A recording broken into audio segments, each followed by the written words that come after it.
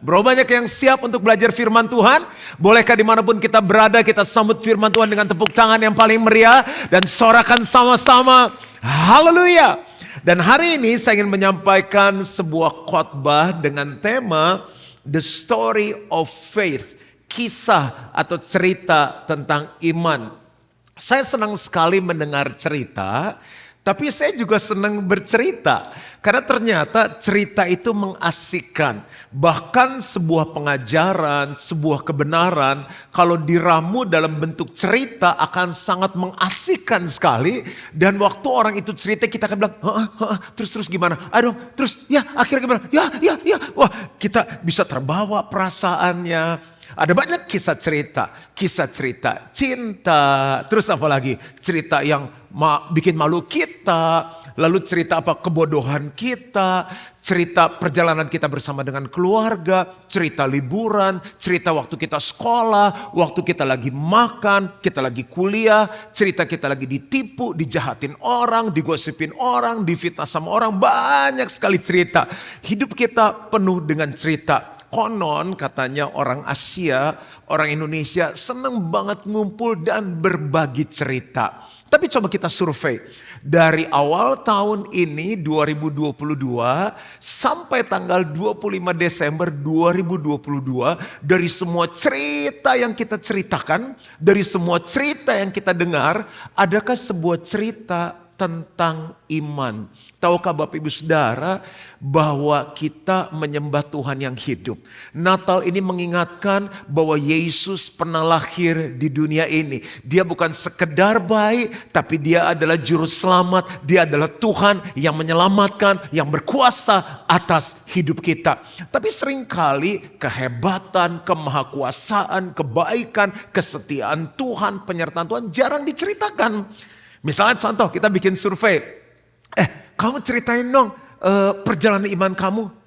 Perjalanan iman, maksudnya gimana perjalanan iman? Bingung. Sedangkan kita punya Bapa yang baik. Kita punya Yesus sahabat yang baik. Kita punya Roh Kudus yang memimpin, yang menolong, yang menghibur, yang menguatkan kita, yang memberi kita kuasa. Dia adalah pelindung kita. Dia adalah juru selamat kita. Kita gak punya cerita iman. Nah, kalau barang-barang, makanan, perjalanan, liburan, healing, sekolah yang saat kita susah gak bisa menolong kita, yang gak menyelamatkan hidup kita, dari hal-hal itu bisa timbul banyak cerita. Mengapa tidak dari Yesus yang hidup? Kita harusnya punya sebuah cerita, yaitu cerita iman. Saya ikut Tuhan lahir baru 35 tahun lebih. Sampai saat ini saya bisa berkhotbah karena saya punya banyak cerita iman. Doa saya setelah kita dengar khotbah ini, setiap kita penuh dengan cerita iman. Masih boleh ngumpul, habis ini kan kumpul keluarga, mau liburan, kita cuti sama-sama. Pakai waktu untuk bercerita tentang cerita iman kita. Kali ini kita mau belajar dari cerita iman seorang yang bernama Yusuf. Tahukah Bapak Ibu Saudara, cerita iman gak hanya berisikan doa yang dijawab, mujizat yang terjadi, perkara yang besar. Seringkali aku bukannya gak mau cerita, soalnya cerita iman aku mujizatnya kecil. Soalnya doa aku gak dijawab. Loh, kalau doa kita gak dijawab, sementara masalah kita masih terjadi, masih ada, kita tetap setia sama Tuhan. Itu cerita iman. Itu cerita yang bisa menguatkan, membangkitkan kehidupan orang lain. Yusuf adalah suami dari Maria. Dan waktu Yesus turun ke dunia ini, lahir di palungan, diizinkan Yusuf itu menjadi papanya dari Yesus dan Maria menjadi ibunya. Yuk kita lihat cerita iman dari seorang Yusuf, dan Tuhan memilih dia untuk menjadi seseorang yang luar biasa. Tuhan yang sama akan memakai setiap kita. Ayatnya cukup panjang, tapi nikmati sama-sama. Dari Matius 1 ayat 18 sampai 25. Kelahiran Yesus Kristus adalah seperti berikut. Pada waktu Maria ibunya bertunangan dengan Yusuf, ternyata ia mengandung dari Roh Kudus sebelum mereka hidup sebagai suami istri. Karena Yusuf suaminya seorang yang tulus hati dan tidak mau mencemarkan nama istrinya di muka umum, ia bermaksud menceraikannya dengan diam-diam. Tetapi ketika ia mempertimbangkan maksud itu, malaikat Tuhan nampak kepadanya dalam mimpi dan berkata, Yusuf, anak Daud, janganlah engkau takut mengambil Maria sebagai istrimu. Sebab anak yang di dalam kandungannya adalah dari Roh Kudus. Ia akan melahirkan anak laki-laki dan engkau akan menamakan dia Yesus. Karena dialah yang akan menyelamatkan umatnya dari dosa mereka. Hal itu terjadi supaya genaplah yang difirmankan Tuhan oleh Nabi. Sesungguhnya anak darah itu akan mengandung dan melahirkan seorang anak laki-laki. Dan mereka akan menamakan dia Immanuel, yang berarti Allah menyertai kita. Sudah bangun dari tidurnya, Yusuf berbuat seperti yang diperintahkan malaikat Tuhan itu kepadanya. Ia mengambil Maria sebagai istrinya, tetapi tidak bersetubuh dengan dia sampai dia melahirkan anaknya laki-laki dan Yusuf menamakan dia Yesus. Tuhan punya rencana yang baik, yang sempurna, yang luar biasa untuk setiap kita anak-anaknya. Nah, kita sebagai anak-anaknya, kalau kita punya iman dan kita mau mengikuti rencananya, maka sama seperti Tuhan memakai Yusuf, Tuhan memakai setiap kita dengan luar biasa. Nah, ada beberapa hal yang kita bisa pelajari bersama dari kehidupan iman Yusuf, dari cerita iman Yusuf. Siap? Yang pertama, ketulusan. Ketulusan. Mungkin ada orang yang namanya tulus, tapi mungkin hidupnya nggak tulus. Tapi ada orang yang namanya bukan tulus, misalnya namanya Bambang atau Agus atau Joko, tapi hidupnya tulus. Bukan masalah nama, tapi masalah hati. Kita lihat ayatnya. Ayat 19, karena Yusuf suaminya seorang yang tulus hati. Kisahnya kita udah banyak dengar, banyak baca, banyak belajar. Jadi mereka dapat firman Tuhan bahwa ini masing-masing terpisah dapat pesannya. Maria akan mengandung bukan dari calon suaminya atau suaminya nanti Yusuf, tapi dari Roh Kudus. Anaknya itu akan dinamai Yesus, dia akan menjadi juru selamat dunia. Bagi Maria itu berat, tapi dia bilang begini, aku ini hamba Tuhan, terjadilah sesuai dengan kehendakmu. Malaikat pun berfirman kepada siapa? Kepada Yusuf. Tapi Alkitab berkata, walaupun itu sulit, coba bayangin ya. Mereka masih tunangan, pasti seru. Kan saya juga pernah ngalami waktu saya mengatakan I love you. Dan istri saya dulu masih belum istri bilang I love you too. Terus kita planning masuk dalam pernikahan, wah itu semangat. Kita bikin komitmen, kita hidup dalam kekudusan. Saya bilang sama istri saya, Lus pokoknya saya gak akan cium kamu. Nanti setelah diberkati oleh pendeta, itu pertama kalinya saya akan cium kamu. Dengan pedenya saya ngomong gitu, karena suaminya tuh seorang pendeta, pacarnya dulu seorang pendeta. Istri saya langsung liatin saya, saya bilang matang nih, apa salah omong? Dia bilang gini, siapa yang mau dicium sama kamu? Ternyata saya kegeeran.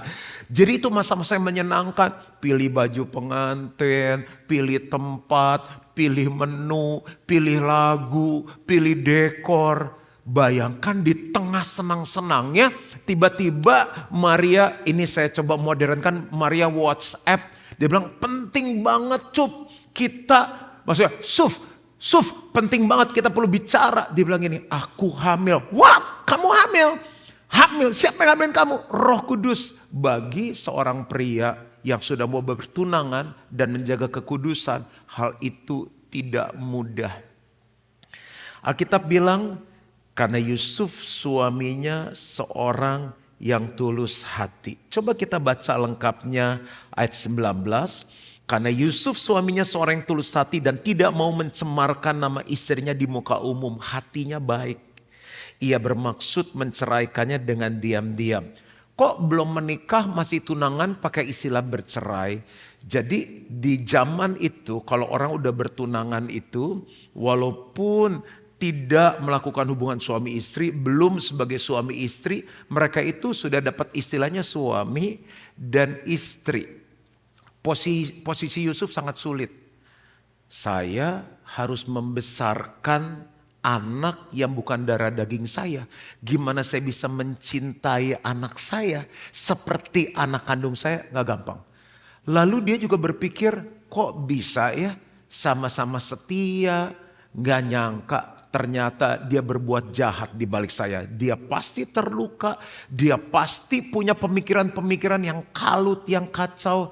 Tapi satu hal, perjalanan iman dia bisa berakhir dengan mujizat dan kemenangan yang besar karena hatinya tulus. Bapak Ibu Saudara, saya gak tahu apa yang sedang kita alami dalam perjalanan iman kita. Satu hal yang kita bisa belajar dari Yusuf. Walaupun sulit, walaupun gak mudah, walaupun kita dalam mengambil keputusan masih bingung, mulailah dengan hati yang tulus. Karena dari hati itulah mengalir aliran air kehidupan. Kalau hati kita kotor, bahkan kita gak bisa dengar Tuhan mau bicara apa. Karena hatinya sudah kotor. Tulus itu artinya apa sih? Asli. Apa adanya. Dia gak nutupi bahwa dia lagi sedih, dia lagi kecewa, dia lagi bingung. Dia bilang gini aja, daripada nanti aku susah, Marianya juga malu. Karena kan orang kan tanya, kok belum menikah? Sudah hamil Maria? Yusuf, ini kamu ya papanya? Dia bilang bukan, Marianya malu. Kalau dia bilang iya, dianya bohong. Dalam keadaan yang susah dia bilang ini, lebih baik walaupun saya cinta, untuk juga menjaga nama baik istri saya, lebih baik hubungan ini kan belum resmi menikah, lebih baik kita putus. Kelihatannya keputusan yang bodoh. Keputusan rasanya kok enggak keren sih Yusuf. Tapi dia lakukan karena apa yang ada di hatinya. Jangan menghakimi dulu sampai poin kedua, ketiga, keempat, dan yang kelima. Yang penting gini, asli apa adanya. Ada orang di depan beda, di belakang beda. Kamu marah? Enggak, siapa yang marah? Kamu kecewa? Oh gitu aja kecewa. Tapi di hati kurang ajar tuh orang. Nah susah berjalan dalam iman dengan orang yang gak apa adanya. Perjalanan saya ikut Tuhan 35 tahun. Saya belajar jujur sama Tuhan apa adanya. Tuhan aku lagi kesel, saya ngomong. Saya lagi sedih. Orang tanya, kamu marah ya? Saya bilang, iya saya marah, saya kesel sama kamu.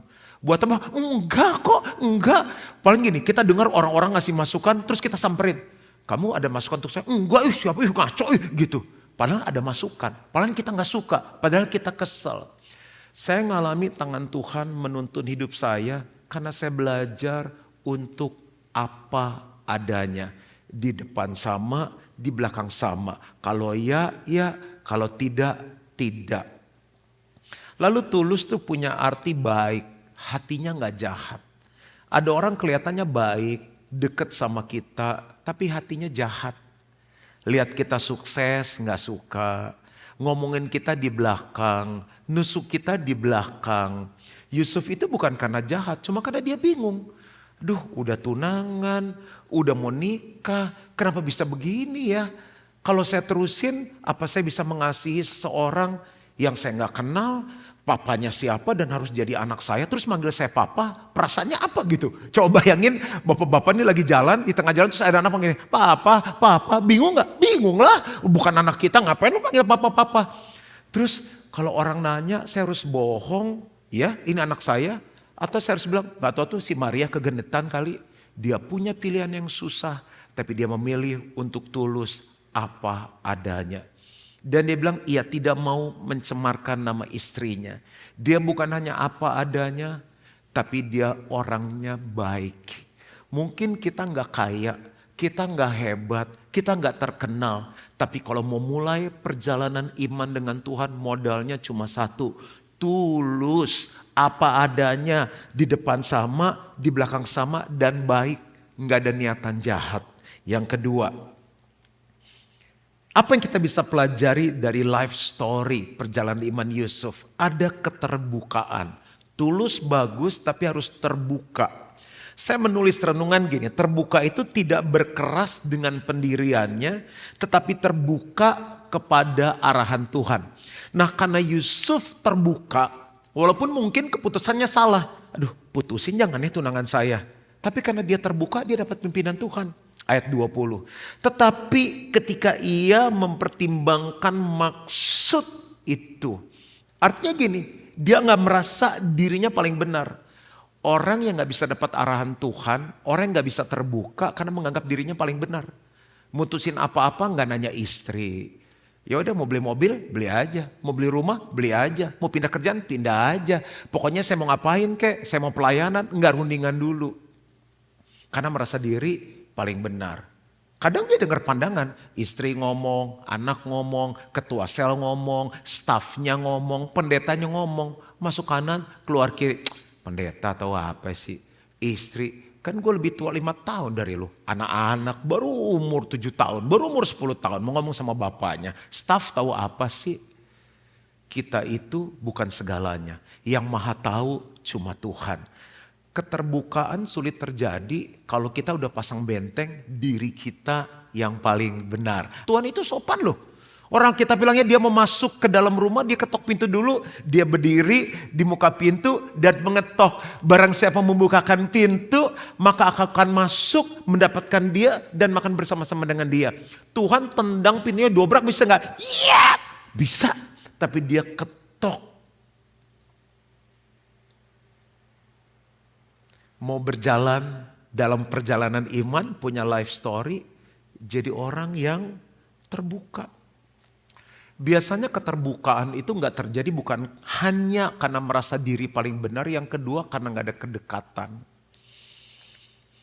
Gimana sih caranya dekat sama Tuhan? Gampang. Alkitab bilang ini, mendekatlah kepadaku maka aku akan mendekat kepadamu. Tapi kok Tuhan rasanya jauh? Enggak. Tuhan ada di dalam hati kita. Bahkan saat kita ajak ngomong dia tahu. Dan dia pengen banget ngobrol sama kita. Kalau gak deket, ya gak berani ngomong. Kalau gak berani ngomong, ya akhirnya kita gak banyak ngalami Tuhan bicara dalam hidup kita. Coba belajar jujur sama Tuhan, belajar deket sama Tuhan. Saya itu dalam segala hal ya, lagi mandi, saya coba libatkan Tuhan. Tuhan, hari ini padat banget nih Tuhan. Aku persiapan baru 75%. Secara fisik rasanya capek. Aku minta kekuatan, hal simpel saya ngomong sama Tuhan. Kadang hal-hal yang simpel Tuhan, aku tuh jarang minta sama Tuhan. Tapi kok aku lagi pengen ini ya Tuhan ya. Misalnya seperti gitu. Tuhan, aku kadang-kala takut nih Tuhan. Udah berapa kali nih ya, saya khotbah Natal udah puluhan kali. Tahun depan apa masih bisa khotbah Natal ya. Jemaat bosen gak ya dengar saya khotbah. Ini setahun saya ini udah berapa kali khotbah loh, 30 kali khotbah. Tahun depan mau khotbah apa lagi ya? Mesti siapin tema setahun. Ketakutan saya, kegalauan saya. Hal-hal yang rasanya aduh masa gini aja ngomong sama Tuhan sih. Bahkan hal-hal yang paling personal saya belajar terbuka sama Tuhan. Kadang-kadang apa? Lagi di shower, lagi mandi, lagi duduk di kloset, mohon maaf. Lalu lagi dalam perjalanan. Kadang di pesawat kalau dalam perjalanan jauh 14 jam, 16 jam. Sampai udah gak pengen nonton, udah gak pengen makan. Udah bingung mau ngapain, udah jalan ngobrol sama stewardessnya. Ngobrol sama siapa aja yang lagi senam-senam gitu, yang lagi pegal. Saya ajak ngobrol, udah baca. Saya bilang ini saatnya saya mau dengan Tuhan. Udah tidur semuanya gelap.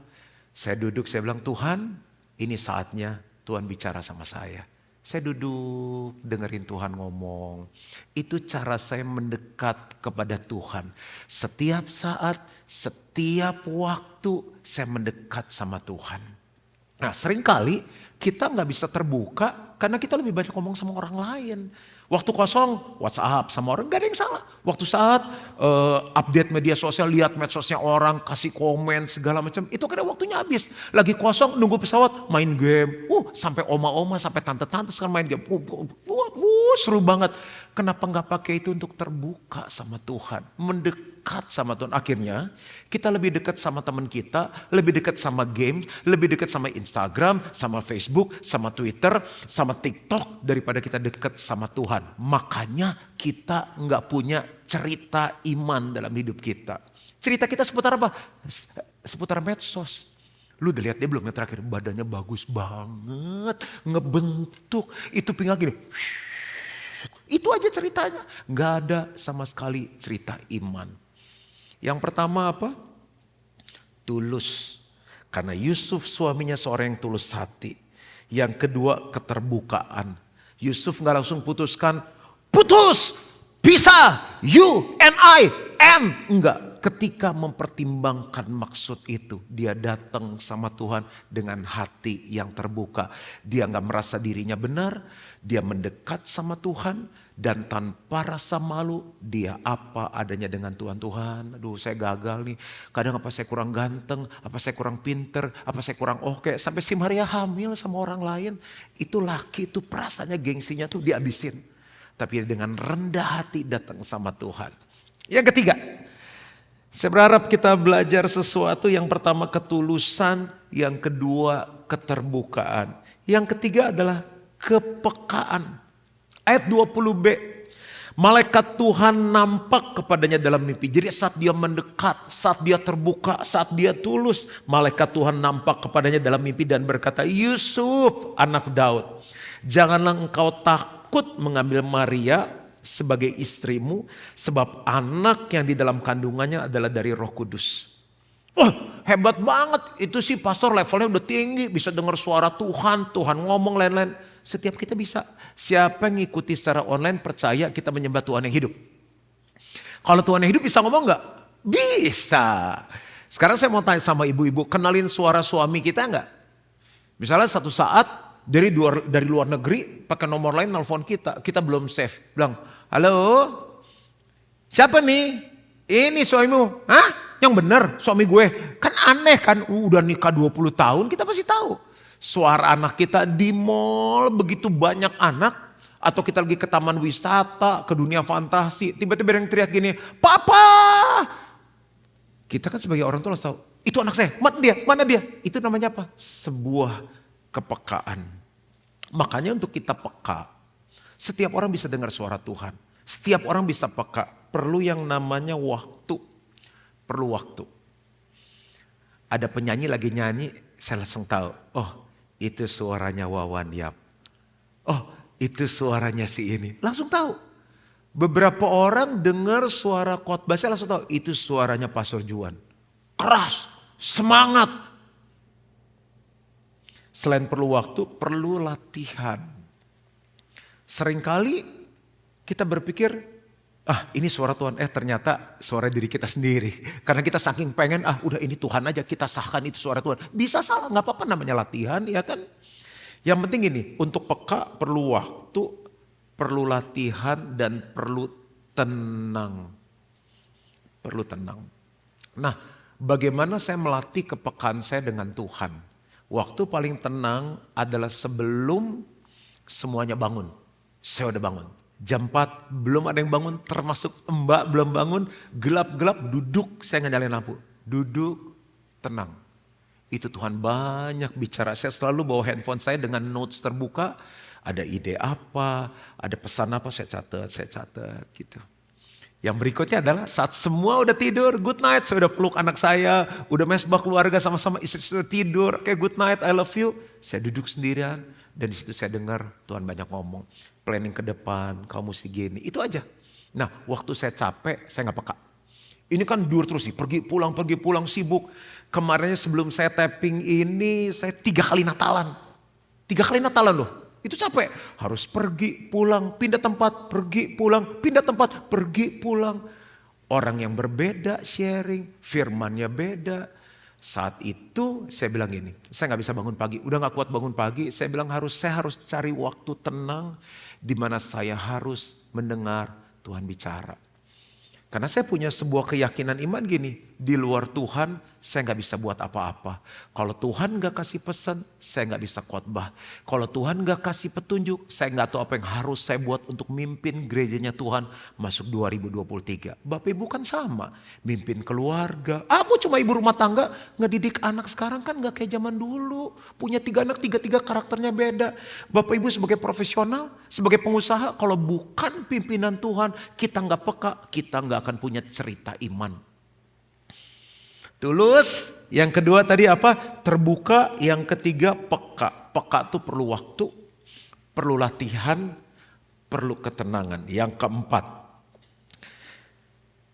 masih tentang Yusuf. Yang luar biasa, dia punya keberanian untuk taat. Karena kalau udah tulus, terus udah terbuka, udah peka, nggak mau taat, sama aja. Kita nggak akan lihat sesuatu terjadi dalam hidup kita. Ayat 24, sesudah bangun dari tidurnya, Yusuf berbuat seperti yang diperintahkan malaikat Tuhan itu kepadanya. Ia mengambil Maria sebagai istrinya. Kita bilang gini, klasik, gampang lah itu. Saya itu yang senang sama firman Tuhan ya. Setiap kali baca dapat sesuatu yang baru. Waktu dulu saya belajar hubungan anak sama bapak. Kita tuh anak, dia bapak. Nggak bisa hidup banget sampai saya punya anak. Bang! Saya langsung tahu. Oh, sayangnya saya ke Carissa tuh jauh. Tuhan lebih sayang saya daripada saya sayang Carissa. Bisa seperti gitu. Kalau saya melakukan apa saja untuk anak saya bahagia. Kalau dia lagi sakit, sebisa mungkin saya tolong supaya sakitnya tambah pendek. Saya langsung tahu itu hati Bapak untuk saya. Sama waktu saya baca cerita ini, kalau belum menikah ini kurang hidup. Biasa tuh mah dari kecil udah denger orang Maria udah hamil, bukan nama dia terus jadiin istri. Tapi sekarang saya bayangin kalau 21 tahun yang lalu waktu saya mau pacaran, tiba-tiba satu saat kan istriku dulu calon istri di gereja sama. Tiba-tiba bilang gini, dia belum panggil saya panggil, Juan, aku hamil. Itu kan kaget banget kan. Tapi kamu tetap kawinin aku ya.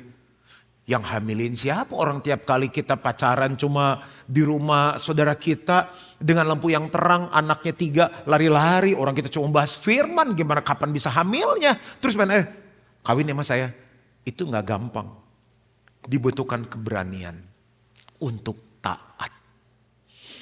Seringkali kita lebih berani taat untuk hal-hal yang kita mau dibandingkan taat kepada apa yang Tuhan suruh. Saya pelajari ya kenapa akhirnya nih saya latar belakangnya orang penakut. Tapi di dalam Tuhan saya dilatih untuk berani. Yang saya gak tahu ujungnya kemana saya gak tahu. Tuhan bilang lakukan, saya lakukan. Tuhan bilang pergi. Tuhan bilang ngomong ini, saya ngomong. Saya punya risiko ditolak, punya risiko gagal. Tapi 3 hal ini yang saya pegang mungkin bisa menolong. Saya tuh bisa berani untuk taat. Ini orang penakut ya. Yang pertama saya berserah. Saya cuma bilang gini, saya aja gak sempurna. Gak pernah jahat sama anak saya. Yang kedua, saya percaya. Yang ketiga, saya bergantung. Berserah, percaya, bergantung. Itu aja. 2 pengalaman saya gak pernah lupa waktu anak saya belajar sepeda. Ternyata ya, anak saya juga kan badannya gak kecil. Belajar sepeda roda 2, saya salah, mestinya roda 3 dulu. Iya namanya anak satu-satunya kan. Kalau punya anak 3 kan menjadi kegagalan kan. Anak cuma 1. Saya bilang udah bisa. Cak bisa? Belum nih Dad, itu udah bisa tuh. Kan saya sembari, udah keringetan basah bawa dia anak. Lepas ya, begitu dilepas, dia teriak, jatuh. Udah berdarah gitu, saya lari, saya peluk. Dari gak mau nangis, dia pengen nangis. Saya peluk, udah nangis, gak apa-apa. Sudah lihat berdarah kan. Di situ saya melihat gini ya, saya ngejagain dia gak sempurna, dia bisa gagal. Tapi saya pengen dia bisa berdiri di kaki sendiri. Tujuan saya bagus, dia bisa naik sepeda sendiri. Tapi waktu dia mengalami hal itu, yang dia bilang gini, saya bilang, Cak sakit gak?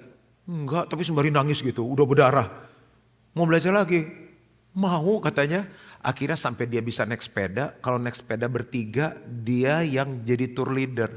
Kiri, kita ikut kiri. Kanan, dia kanan. Saya melihat 3 hal, dia berserah sama saya walaupun udah jatuh tuh. Dia percaya banget, dia bergantung. Waktu dia belajar berenang sama juga. Prosesnya sama, karena bisa belajar berenang sendiri. Nah waktu saya ikut Tuhan tuh, saya belajar taatnya persis seperti anak saya ke saya. Haleluya. Ya, jadi berserah, percaya, bergantung. Tuhan banyak suruh saya hal-hal yang saya bilang Tuhan gak salah nih. Tapi saya ingat 3 hal lagi, berserah, percaya, bergantung. Saya mau jadi pengusaha, bisnismen, Tuhan suruh jadi pendeta. Gak pernah khotbah. Gak pernah mimpin orang, apa gak salah pilih. Tapi saya bilang gini, asal Tuhan yang suruh, aku mau. Tuhan, Aku kalau ninggalin semuanya, aku gak mau tanggung-tanggung. Kalau aku khotbah, aku mau khotbah yang terbaik. Kalau aku mau mimpin, saya bilang Tuhan pakai aku dengan maksimal. Banyak masalah? Banyak. Banyak ketakutan? Banyak. Tapi 3 hal, berserah, percaya, bergantung. Tuhan yang sama yang tolong saya, Tuhan yang sama akan tolong setiap kita. Dan yang terakhir, jadi apa aja tadi? Tulus. Yang kedua apa? Kita belajar terbuka. Yang ketiga, peka. Setelah peka dapat arahan harus berani untuk taat. Dan yang kelima terakhir, waktu kita berjalan dalam ketaatan, jangan lupakan ini. Selalu hidup dalam kekudusan. Sementara saya baca ayat yang kelima, saya undang teman-teman tim Praise and Worship bersama dengan saya. Tetapi tidak bersetubuh dengan dia sampai ia melahirkan anaknya laki-laki dan Yusuf menamakan dia Yesus. Saya ulangi sekali lagi, tetapi tidak bersetubuh dengan dia sampai ia melahirkan anaknya laki-laki dan Yusuf menamakan dia Yesus. Bapak Ibu Saudara, kita baca Matius, Markus, Lukas, Yohanes. Kita diberkati, kita ngalami Tuhan, banyak orang percaya Yesus. Karena Alkitab itu adalah kisah perjalanan Yesus selama di muka bumi ini. Kenapa itu bisa terjadi? Karena ada life story dari seorang yang namanya Yusuf. Tuhan punya rencana, Tuhan punya rencana yang spesial, yang besar, yang baik untuk setiap kita. Tapi kalau kita nggak belajar meresponi dengan baik, nggak akan terjadi apa-apa. Tuhan bisa pakai yang lain kalau kita menolaknya. Tapi Yusuf, dia jadi orang yang tulus. Dia jadi orang yang terbuka. Dia jadi orang yang peka. Dia jadi orang yang belajar untuk taat, berani untuk taat. Dan terakhir kekudusan. Ini poin yang terakhir. Saya kalau khotbah sekarang pakai kacamata, karena udah gak bisa lihat jauh. Jadi kalau saya lihat ke depan blur, lihat orang tuh kayak orang banyak, muka siapa ya itu ya. Jadi saya biar bisa komunikasi dengan baik, saya harus pakai kacamata ini. Kalau nyetir saya pakai kacamata, tapi kalau dekat masih bisa. Lihat Alkitab, baca masih dekat. Nah apa tuh istilahnya? Nah kacamata ini saya sudah beli setahun lebih. Tapi tadi sebelum saya mau khotbah, saya pakai lap, saya masih lap. Kenapa saya lap? Supaya saya bisa melihat dengan jernih. Hidup kita seperti ini. Dosa, ketidakkudusan, kelemahan membuat kaca ini kotor. Firman Tuhan bilang gini, kuduslah kamu sebab aku kudus. Sebab tanpa kekudusan kamu gak bisa melihat Tuhan. Kita gak bisa lihat arahan Tuhan. Kita gak bisa lihat tuntunan Tuhan. Kita gak bisa lihat tangan Tuhan menolong kita. Kita gak bisa lihat kuasa Tuhan bekerja. Kita gak bisa lihat hikmat Tuhan mengalir. Saya bersihkan dari keringat, debu, kotoran. Itu udah jadi satu nempel. Mungkin kalau makan, pas makan kita taruh di sini mungkin kotor. Saya harus bersihkan. Berapa banyak yang ingin punya life story bersama dengan Tuhan. Setiap pagi saya bilang ini, Tuhan, tuntun tanganku, tuntun langkahku biar aku berjalan dalam kekudusan-Mu. Duduk malam sebelum tidur, yang tadi saya cerita saya suka sendirian, Tuhan, aku mau itu ya renungin selama hari ini ada ngomong salah gak ya? Nyakitin orang, perbuatan aku yang melukai Tuhan, saya bereskan dengan Tuhan. Sama setiap hari saya mandi, supaya bersih. Setiap hari saya jaga hati saya. Supaya apa? Saya bisa melihat Tuhan. Bisa melihat tuntunan Tuhan, jalan Tuhan, hikmat Tuhan, tangan Tuhan, kuasa Tuhan, mujizat Tuhan. Kemuliaan Tuhan terjadi dalam hidupku. Dalam gereja yang Tuhan percayakan. Dalam bangsa ini. Saya selesai. Doa saya supaya kita sebagai orang Kristen hidupnya gak penuh dengan cerita-cerita hanya tentang makan, jalan-jalan, fashion, tentang games, teknologi, gosip. Tapi Jemaat Gilgal ceritanya penuh dengan cerita iman. Karena cerita itu akan menyembuhkan orang lain, menyelamatkan, memulihkan, membangkitkan, memberi pengharapan kepada orang lain. Mulai hari ini kita akan penuh dengan cerita iman. Kalau Tuhan pakai Yusuf, Tuhan pakai saya, Tuhan pakai setiap kita dengan luar biasa. Berapa banyak yang rindu punya cerita iman. Berapa banyak yang rindu mau belajar punya hati yang tulus, terbuka untuk arahan Tuhan, peka, belajar taat, hidup dalam kekudusan. Kalau itu kita orangnya, saya mau ajak kita nyanyi pujian ini sama-sama. Mengingatkan kita bahwa Yesus yang kita sembah adalah hidup. Dan kalau dia hidup, pasti ada cerita iman. Seorang anak telah lahir untuk kita. Seorang putera diberikan, lambang pemerintahan di atas bahunya, dan namanya pun disebut orang. Sama-sama nyanyi. Penasehat ajaib, Allah yang perkasa, Bapa yang kekal, Raja damai. Sambutlah dia, Yesus Tuhan, Juru Selamat dunia. Sementara hanya keyboard saja main dengan lembut, pejamkan mata kita dimanapun kita berada. Dan saya mau berdoa untuk dua kelompok orang. Yang pertama, mungkin kita yang mengikuti kebaktian online ini belum percaya kepada Yesus. Natal itu artinya Yesus lahir di dunia ini. Dan Yesus mau lahir di hati kita. Siapa Yesus?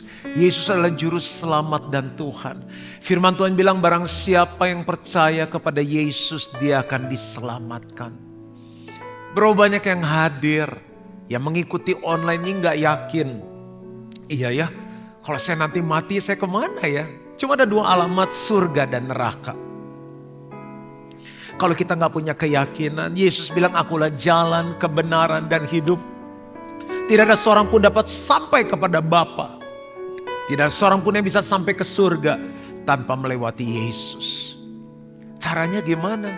Dengan hati orang percaya dan dibenarkan, dengan mulut orang mengaku dan diselamatkan. Kalau hari ini kita dengar firman Tuhan dan kita bilang, aku percaya, aku mau percaya Yesus, aku mau diselamatkan. Dimanapun kau berada, ikuti doa saya dan katakan, Tuhan Yesus, saya percaya kepadamu. Saya buka hati saya. Saya undang kau Tuhan Yesus, masuk dalam hatiku. Jadi juru selamat dan Tuhan. Ampuni dosa-dosaku dan terimalah aku jadi anakmu. Sekarang saya yang berdoa untuk saudara. Aku berdoa Bapa untuk setiap mereka yang pertama kali menerima Yesus sebagai juru selamat dan Tuhan. Meteraikan keselamatan itu dengan darah-Mu. Dan biar mulai hari ini mereka punya pengalaman yang indah bersama dengan Engkau. Sekarang saya mau berdoa untuk kelompok orang yang kedua. Berapa banyak di antara kita sadar, saya ternyata gak punya banyak cerita iman. Cuma satu aja dulu waktu bertobat. Ternyata sepanjang tahun saya lebih banyak cerita yang lain, gak pernah cerita iman. Dan saya juga udah jarang cerita iman. Maukah kita warnai dunia di saat orang berteriak krisis? Kita penuhi dunia ini dengan cerita iman kita. Caranya gimana? Mulailah dengan punya hati yang tulus. Cinta Tuhan apa adanya. Depan belakang sama. Bersihkan dari hati yang jahat. Kemunafikan. Mulai belajar terbuka, Tuhan, aku gak paling benar. Aku mau izinkan Tuhan bicara. Mulai bangun kepekaan, mulai belajar untuk taat, mulai belajar hidup dalam kekudusan. Berapa banyak di antara kita yang setelah mendengar ini bilang, Tuhan, aku mau mulai punya stories of faith. Dan aku mau ceritakan itu pada banyak orang. Taruh tanganmu di hatimu dan saya mau berdoa. Tuhan, ampuni kalau selama ini kami ceritakan banyak hal selain Tuhan. Padahal banyak hal itu gak menyelamatkan kami. Tapi Tuhan yang lahir ke dunia ini, berkorban mati di kayu salib bagi kami. Tuhan yang tolong selamatkan kami. Tuhan yang pegang masa depan kami. Kami gak pernah cerita tentang Engkau. Tuhan, aku berdoa setiap mereka yang mengambil keputusan mulai hari ini, mereka punya cerita iman karena mereka berjalan dengan Engkau. Beri keberanian untuk mereka bahkan menceritakan stories of faith, cerita iman ini kepada banyak orang. Sehingga banyak orang ditolong, banyak orang percaya kepada Yesus. Aku minta ini di dalam nama Yesus. Dan setiap kita yang percaya sama-sama katakan, amin. Tuhan memberkati. Mari.